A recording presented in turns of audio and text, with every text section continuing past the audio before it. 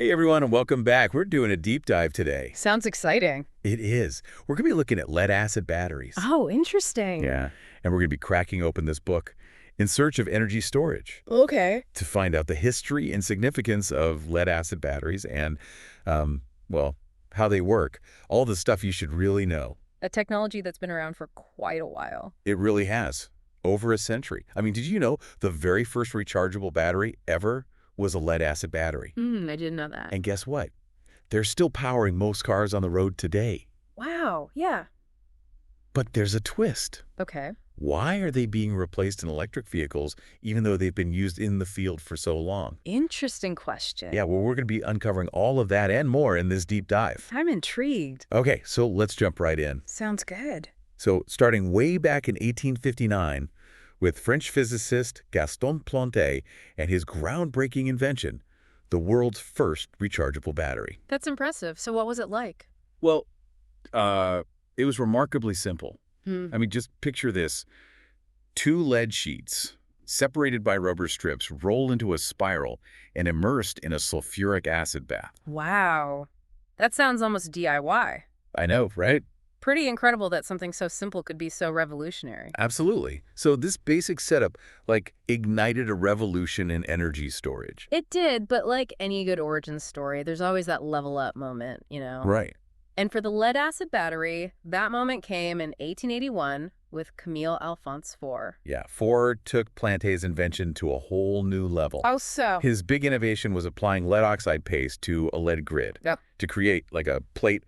And it boosted the battery's capacity and made it way easier to manufacture on a larger scale. That makes sense, mass production. But didn't those early lead-acid batteries need, a really long forming process? You're right, they did.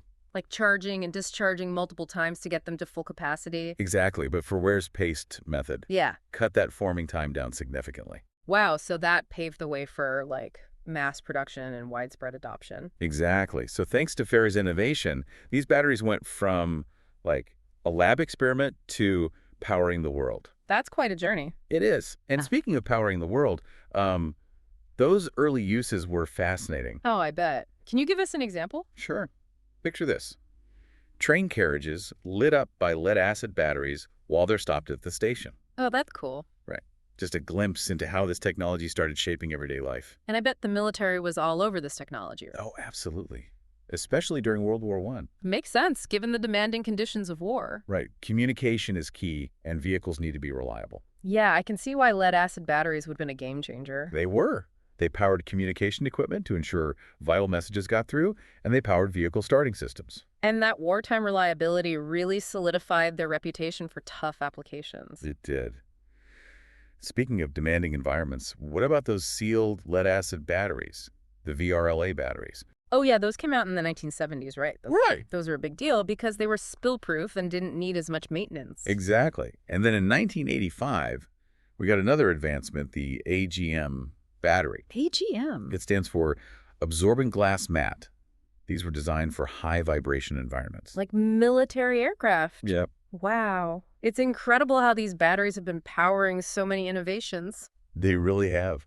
And we can't forget their role in electric vehicles. Oh, right, EVs. Did you know the very first electric vehicle, way back in 1881, was powered by a lead-acid battery? No way, really? Yeah, so they were true pioneers in the EV world. They were, but ultimately they hit a roadblock. Right. They just couldn't compete with newer alternatives like lithium-ion batteries. Because of energy density. Exactly. Lead-acid batteries have a lower energy density, which means they couldn't keep up with the need for longer ranges in EVs. That makes sense. So that's why they got replaced in a lot of EVs. Right. But they still play a role in some hybrids and electric vehicles, don't they? They do. They're often used to power auxiliary systems. Yeah. Or they serve as a reliable backup. Interesting. So even though they're not the main act in most EVs, they're still part of the show. Exactly. But, if we talk about conventional vehicles, lead-acid batteries are still the champions. Yeah, they're the go-to for starting those gas-guzzling engines. For starting, lighting, and ignition, SLI, they're perfect for that. Yeah. Because they can deliver those high current bursts needed to crank the engine. And they're reliable, too. Right. And let's be real, a major reason they're still so popular is that they're affordable. They're the most cost-effective option. Which is a big deal when you think about car maintenance. It is. But lead-acid batteries are used for way more than just cars. Oh, absolutely. They're pretty much everywhere. Like what? Well, think about home alarm systems. They often rely on lead-acid batteries as a backup during power outages. That's right. They're also used in those uninterruptible power supplies, UPSs, that keep data centers and hospitals running. Oh, yeah. That's essential for keeping those critical systems online. It is. They're used in so many things. Golf carts, forklifts, renewable energy systems. They really are the unsung heroes of modern technology. They really are. But like any technology, they have their pros and cons. You're right. It's important to look at the big picture. Definitely. We've already mentioned their low cost, which is a huge plus. Right. But there's another advantage we need to mention, their recycling rate. Yeah, tell me more about that. In the U.S., lead-acid batteries have a 99% recycling rate. Wow, that's amazing. The most recycled consumer product in the country. It is. That's thanks to the closed-loop system they use for recycling. So the materials are recovered and reused to make new batteries. Exactly. The lead, the plastic, and the acid are all recovered and reused. Incredible. So it's not just about keeping them out of landfills, it's about actually using those materials again. Exactly. And that has a huge positive impact on the environment. Absolutely. Okay, so we've got low cost and fantastic recycling, but what about the downsides? Well, one concern is safety. Right, because of the acid. Yeah, we're dealing with corrosive sulfuric acid. So it needs to be handled carefully. Exactly. And then there's the issue of weight. Yeah, they're not exactly lightweight. No, especially when you compare them to lithium-ion batteries, which are much lighter. And that's a big drawback for electric vehicles, where weight is a major factor. Right. We also have to consider the potential for lead contamination if these batteries aren't handled or recycled properly. Oh, absolutely. Responsible disposal is essential. But to understand these batteries better, I think we should talk about the electrical characteristics that make them work. Okay, yeah, let's get into the nitty-gritty. So a single lead-acid battery cell has a standard voltage of 2.2 volts. But most of the time, we see multiple cells connected together, right? Right, like in a car battery. Exactly. A 12-volt car battery has 6 cells connected in series. So how do you check if a 12-volt battery is fully charged? A fully charged 12-volt battery should read around 12.85 volts. At rest, right? Yeah, at rest. And as the battery discharges, the voltage drops. Got it.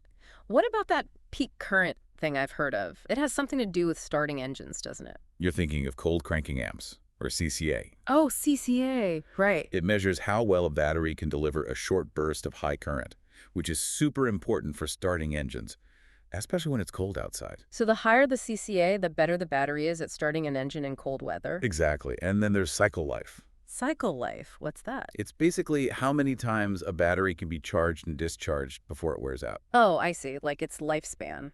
Right.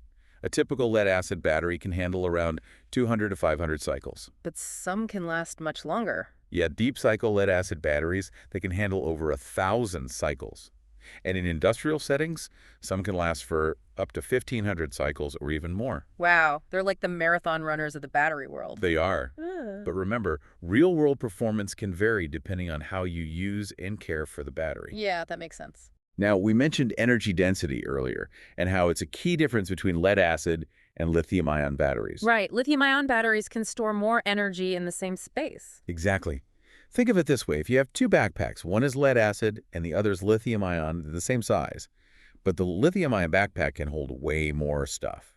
I get it. Like, it's more efficient at packing energy in. Exactly. A 1 kilowatt-hour lithium-ion battery might only take up 2.5 liters of space, Well, okay. while a lead-acid battery with the same capacity could need 14 liters. That's a huge difference. It is. So lithium-ion is becoming the popular choice where size and weight matter.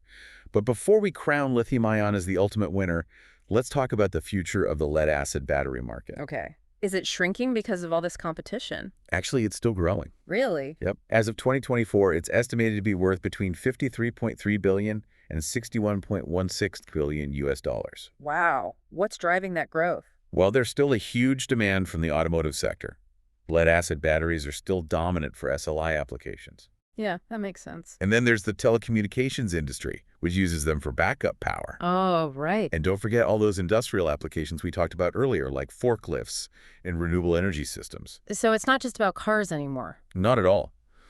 And projections for 2030 to 2033 suggest that the market could reach between 82.78 billion at a whopping 133.25 billion US dollars. Wow. So even though they're facing competition, it sounds like lead-acid batteries are going to be around for a while. They are. They have a lot going for them.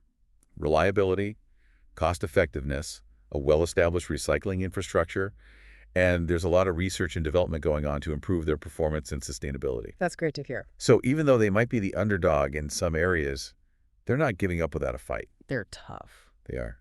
Before we wrap up this part of our deep dive, I'd like to hear your thoughts on this. What stands out to you as the most surprising or insightful thing about lead-acid batteries? You know, what really fascinates me is how resilient they are. They've been around for over 150 years, and they're still relevant today. And it's not just about nostalgia. They still offer a unique combination of advantages. Like cost, reliability, and recyclability. Exactly. So while newer technologies are emerging, lead-acid batteries continue to hold their own in a lot of applications. It's a testament to the power of innovation and the importance of finding solutions that are not only technologically advanced, but also affordable and good for the environment. Well said. And that brings us to a question we should all be thinking about. Okay, hit me with it. The demand for energy storage solutions is only going to increase. So how will lead-acid batteries evolve to meet the challenges of the future? That's a good question. Will they continue to stand their ground against these newer technologies, or will they eventually be replaced? That's a great question to leave our listeners with. It's a challenge to think about the future of energy storage and what role lead-acid batteries will play. We've given you a lot to think about today, and we'll be back with part 2 of our deep dive to explore even more about this incredible technology. Sounds good. I'm looking forward to it.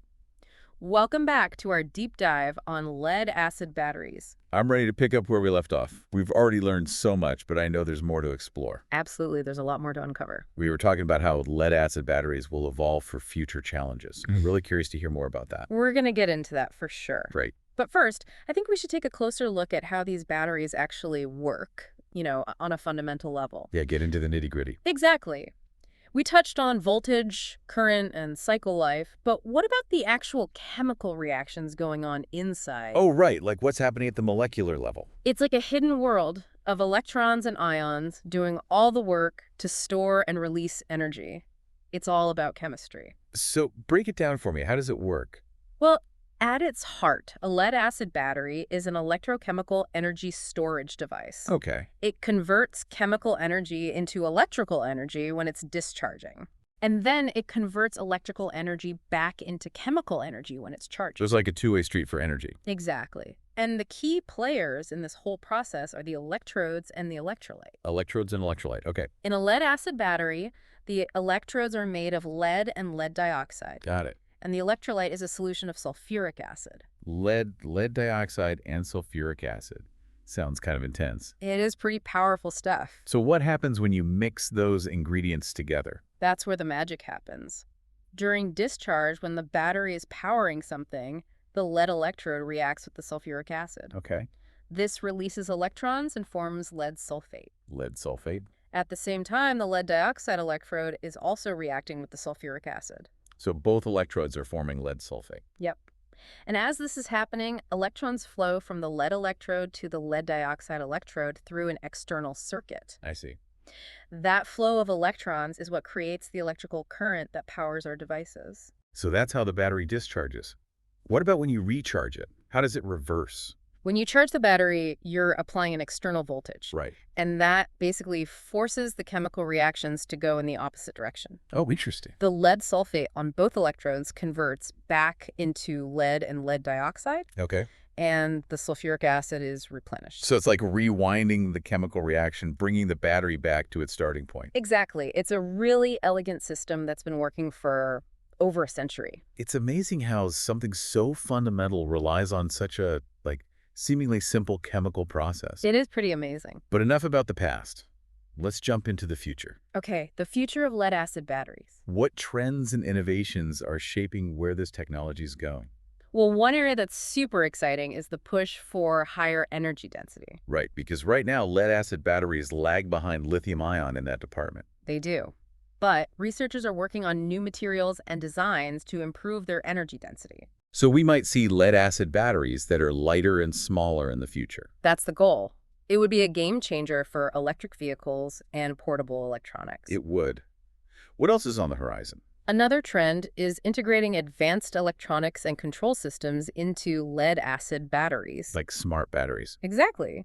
They use sensors to track things like temperature, voltage, and current in real time. Okay. And that data is used to optimize charging and discharging, which can extend the battery's life and make it more efficient. So it's all about making the battery smarter and more efficient. That's cool. It is. And another area that's getting a lot of attention is sustainability. Right.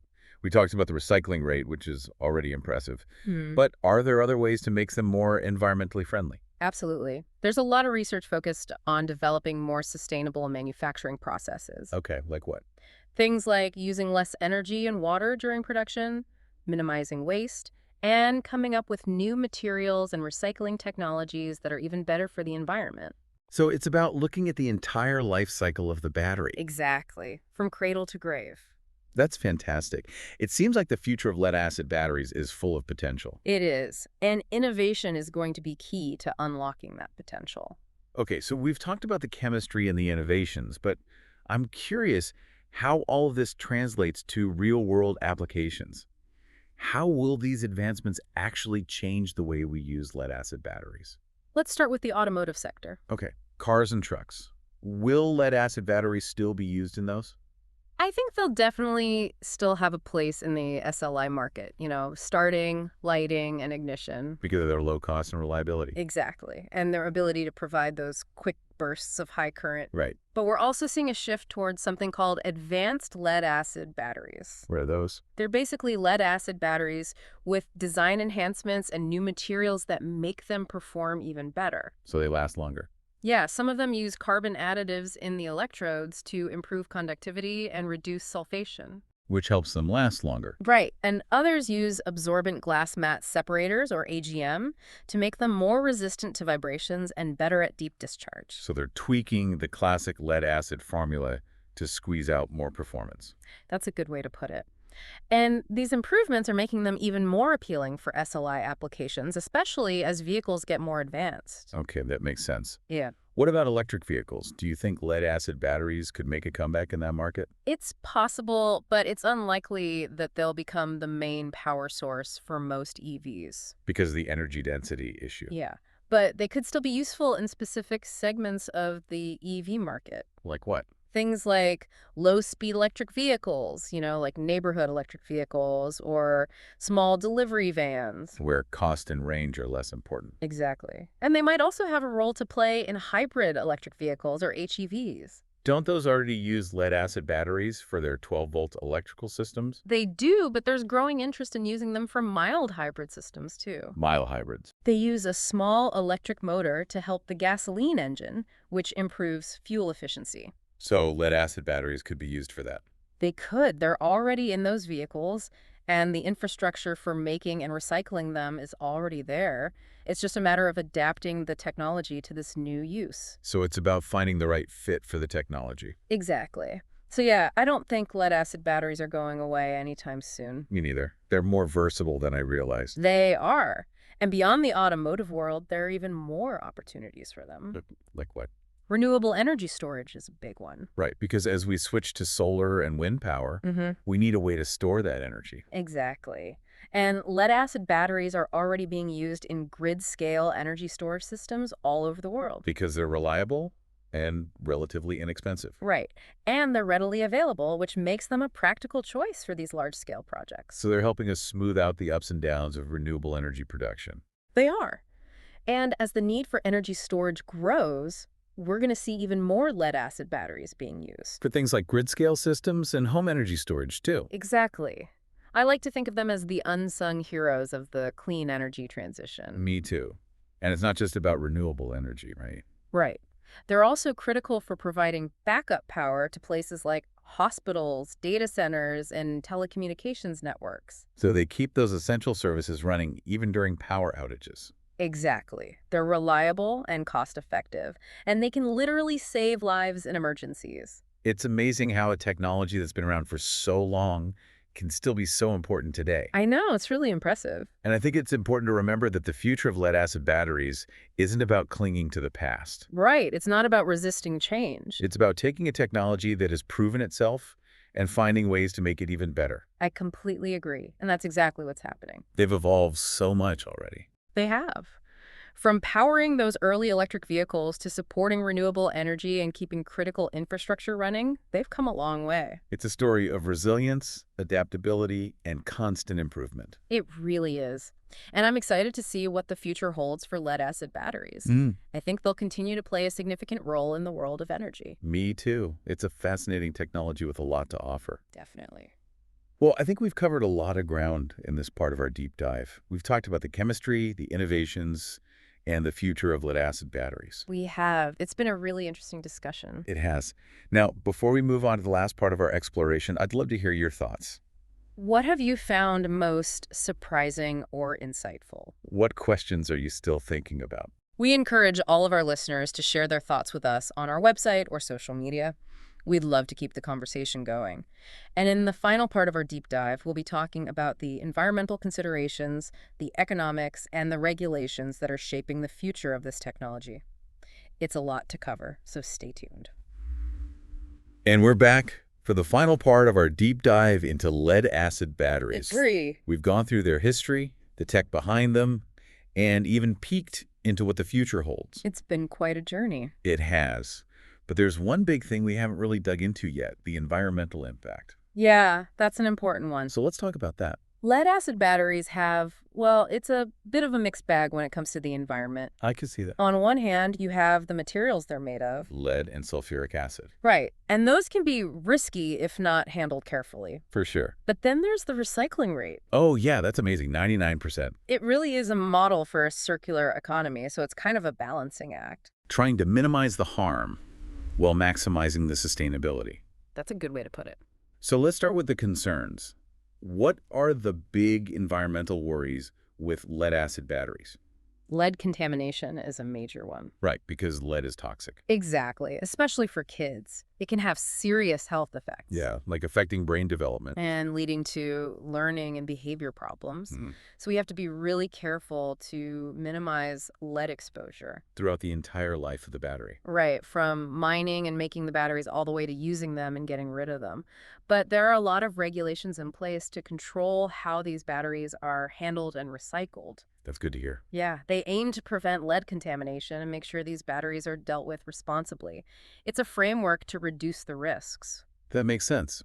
But are the regulations enough? It's an ongoing process, for sure. We're always learning more about the effects of lead. And coming up with new ways to deal with it. Right, new technologies and practices. But even with the best regulations, some people argue that the whole process of mining and making lead-acid batteries is harmful to the environment. I can see why they would say that. There's some truth to it, yeah. Mining lead can damage habitats. And pollute water. If it's not done carefully, yes. And making the batteries uses energy and resources, which can lead to greenhouse gas emissions. So it's not a perfect system. No technology is. But the industry has made a lot of progress in reducing its impact. By focusing on recycling. That's a big part of it, yes. That 99% recycling rate is pretty impressive. It is, and it shows how effective that closed-loop recycling system is.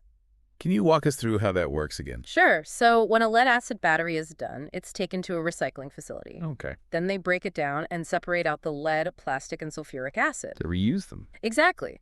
The lead is used to make new batteries, the plastic is recycled, and the sulfuric acid is neutralized and used again. Wow, so everything gets a second life. Pretty much. It's a true circular economy. Of course, it's not without its challenges. What kind of challenges? Like making sure every battery actually gets recycled and the energy used to transport and process them. I see. But overall, the benefits of recycling definitely outweigh the drawbacks. Okay, that makes sense. So it's a win for the environment and the economy. Absolutely. And that high recycling rate is a major reason why lead-acid batteries are still a good energy storage solution, especially when you factor in cost. All right, let's talk about the economics. How do lead-acid batteries compare to other technologies?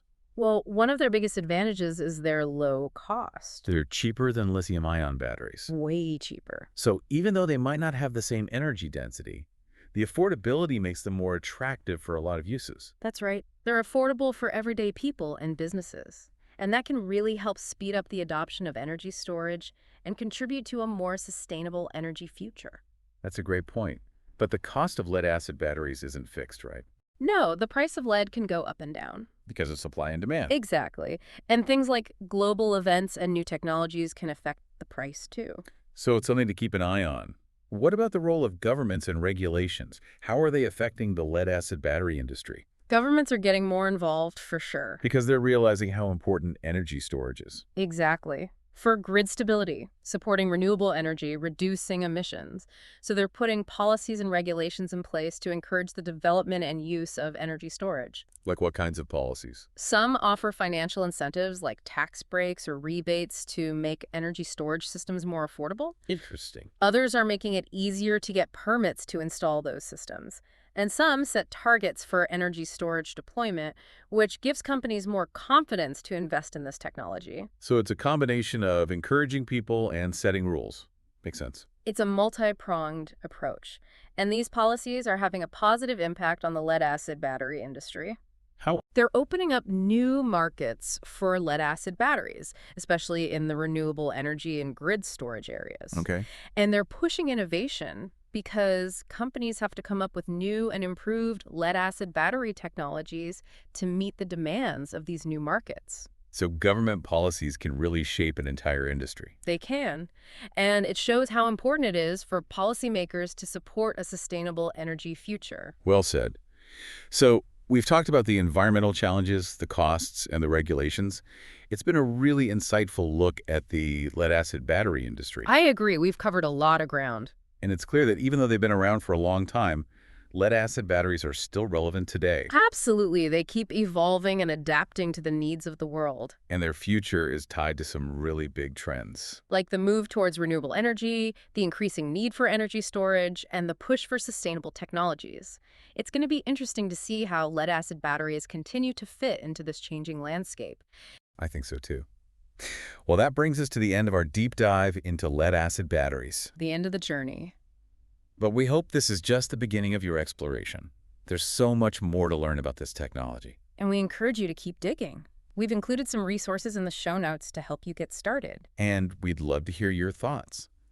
What were your key takeaways from this deep dive? What questions do you still have? Head over to our website or social media and share your insights with us. Let's keep this conversation going. Thanks for joining us on this deep dive. Until next time, stay curious.